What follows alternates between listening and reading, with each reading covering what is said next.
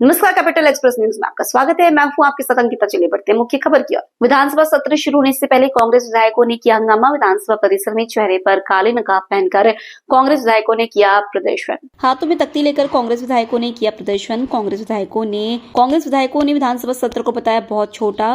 इतने छोटे सत्र में विधायक नहीं रख सकेंगे अपनी बात।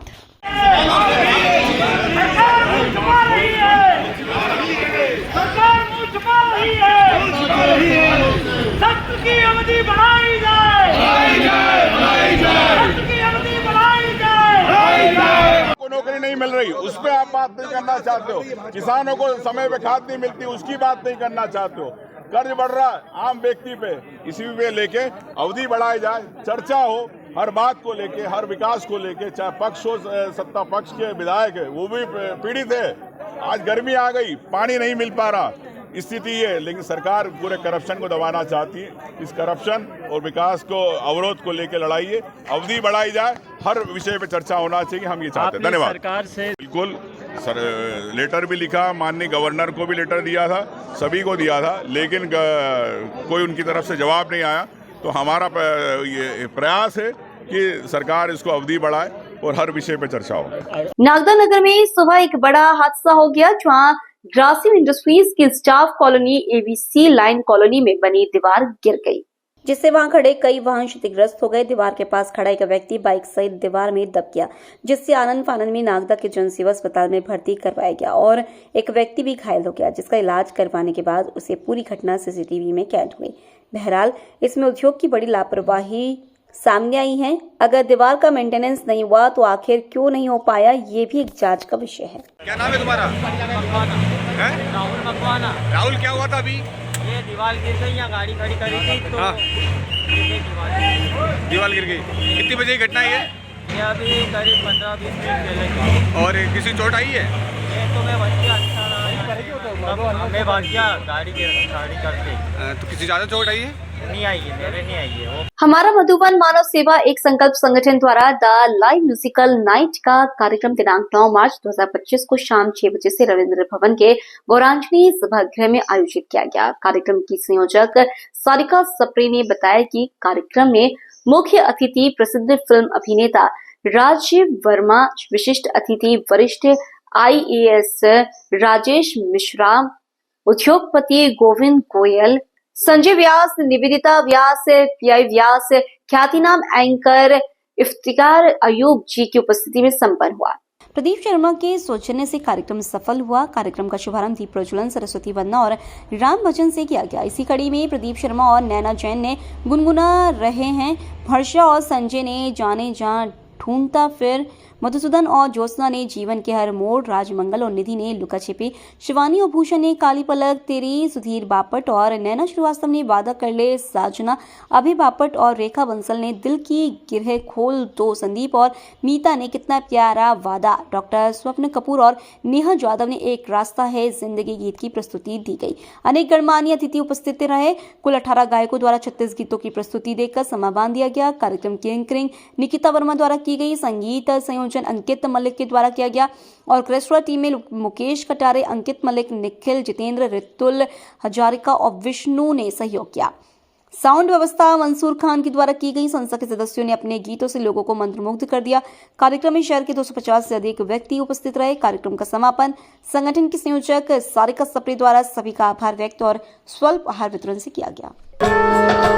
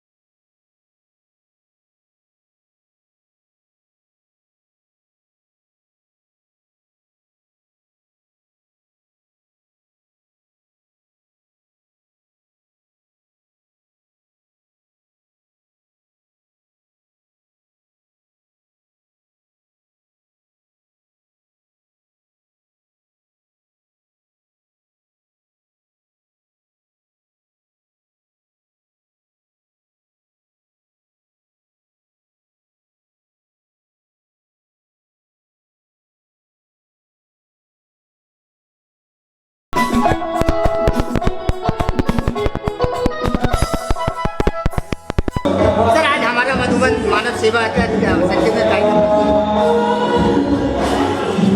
जी, सर क्या आयोजन है, किस प्रकार का आयोजन? ये गीत संगीत का प्रोग्राम जो निरंतर हम लोग करते रहते हैं, उसी का एक क्रम है ये। लगातार लोगों को जोड़े रखने के लिए, लोगों का स्ट्रेस कम करने के लिए और लोगों को नए नए गीतों को और पुराने गीतों को हम जिंदा रखने की कोशिश करते हैं कि वो कहीं विलुप्त ना हो जाए। वो धुनें जो बड़ी मेहनत से, बड़े लगन के साथ उस वक्त बनाई गई हैं, वो धुनें हमेशा जीवित रहें, आने वाली पीढ़ियां भी इन्हीं गीतों को दोहराती रहें, इसी की यही प्रयास है। प्रदीप जी, आज आप भी कोई गाना क्यों सुनाएंगे, हमारे दर्शक सुनना चाहेंगे?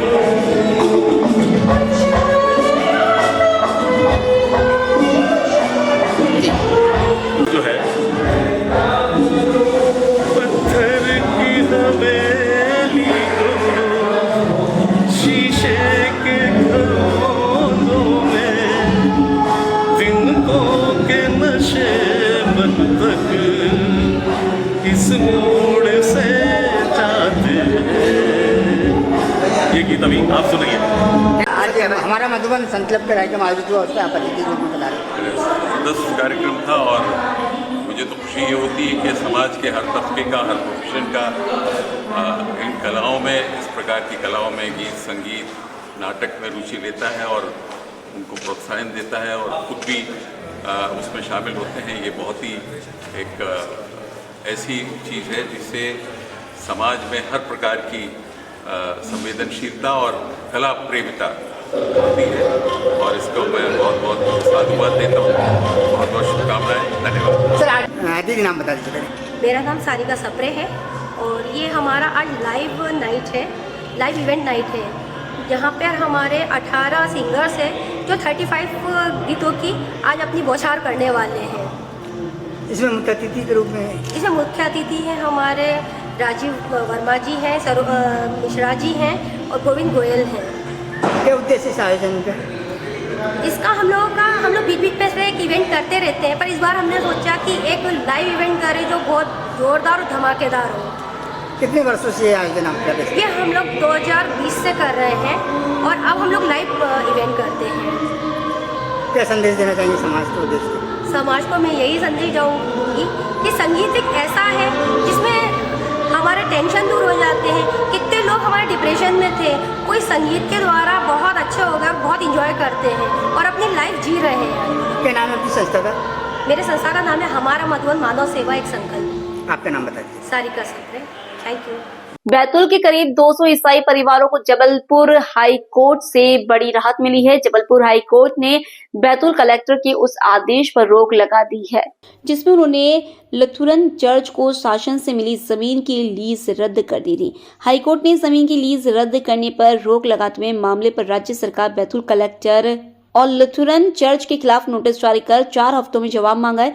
हाईकोर्ट में ये याचिका लीज की जमीन पर रह रहे ईसाई परिवारों ने दायर की थी। इसमें कहा गया था कि चर्च के पूर्व बिशप ने जमीन के एक हिस्से में कमर्शियल कॉम्प्लेक्स बना दिया था, जिसका ईसाई परिवारों ने विरोध भी किया था और बिशप के खिलाफ पुलिस कंप्लेंट भी की गई थी। इसके बाद बैतूल कलेक्टर ने जनवरी 2025 में चर्च की पूरी 22 लाख वर्ग फीट जमीन की ही लीज रद्द कर दी थी। याचिका में कहा गया था कि बिशप के अपराध की सजा पूरे समाज को देना गलत है। मामले के संजीदगी से लेते हुए हाईकोर्ट ने चर्च की लीज रद्द करने के बैतूल कलेक्टर के आदेश पर रोक लगा दी और मामले पर राज्य सरकार सहित सभी पक्षकारों से जवाब मांगा है। हाईकोर्ट ने मामले पर अगली सुनवाई 4 हफ्तों बाद तय कर दी है। ये मामला जो है बैतूल से का लेकर है। ये 1975 में एक लुथेरियन चर्च समिति है क्रिश्चियनों की, जो रजिस्टर्ड समिति है, उनको भूमि लीज पे दी गई थी। उस भूमि को लीज पे लेने के बाद समिति द्वारा उस पर चर्च की बिल्डिंग बनाई गई, उस पर स्कूल हॉस्टल बनाए गए और लोगों के निवास के लिए मकान भी बनाए गए और तब से लोग उस पर निवास करते चले आ रहे हैं। 2020 में जो तत्कालीन बिशप थे उनने अवैध रूप से उसी प्रॉपर्टी कुछ हिस्से पे कमर्शियल कॉम्प्लेक्स बनाना प्रारंभ कर दिया, जिस पर आवेदकों ने शिकायतें की कि साहब अगर आप एक कमर्शियल कॉम्प्लेक्स बनाएंगे तो लीज की शर्तों का उल्लंघन है और ये लीज कैंसिल हो जा सकती है। किंतु सबके द्वारा निर्माण जारी रखा गया, जिसके खिलाफ FIR भी दर्ज की गई, पर कोई कार्रवाई नहीं हुई और आवेदकों की जो शंकाएं थी वो सही साबित हुई जब 7 जनवरी 2025 को कलेक्टर बैतूल ने पूरी लीज यह कहते हुए निरस्त कर दी कि आपने लीजों की शर्त का उल्लंघन किया है, इसलिए आपकी लीज कैंसिल की जाती है। तो उसी को एक जनहित याचिका के जरिए चुनौती दी गई थी कि लगभग 150 से 200 परिवार प्रभावित हो रहे हैं और बिशप ने मनमानी की है और उनकी मनमानी का नतीजा पूरा क्रिश्चियन समुदाय हो रहा है, इसलिए उस आदेश पर रोक लगाई जाए। कहीं ना कहीं कलेक्टर का आदेश उचित नहीं है, क्योंकि नियम ये कहता है कि यदि कोई अवैध निर्माण किया जाता है तो उस अवैध निर्माण को तोड़ा जा सकता है और उसके लिए जुर्माना लगाया जा सकता है। ऐसे मामले में पूरी लीज कैंसिल नहीं की जा सकती। उसी में माननीय न्यायालय ने नोटिस जारी किए हैं और स्थगन आदेश जारी करते हुए 4 सप्ताह बाद की डेट नियत की है। किस किस को नोटिस किया? मध्य प्रदेश शासन रेवेन्यू विभाग को, कलेक्टर बैतूल को, नगर पालिका जो बैतूल है और लुटेरियन चर्च जो कि प्रशासक वर्तमान में उसके डिप्टी कलेक्टर छिंदवाड़ा उसके प्रशासक हैं, उनको नोटिस जारी किया।